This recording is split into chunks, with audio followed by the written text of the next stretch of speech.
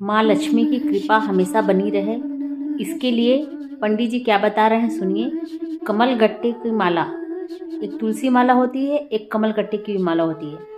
तो कमल गट्टे की माला से जो मंत्र पंडित जी बता रहे हैं उस मंत्र का जाप करना है। बहुत छोटा सा मंत्र है, पंडित जी बोल रहे हैं, मैं लिख कर भी आपको दे दूंगी, आप उसको सुनिए और ज़रूर पढ़िए। उनका कहना यही है कि माता लक्ष्मी कभी आपके दरवाजे से नहीं जाती हैं।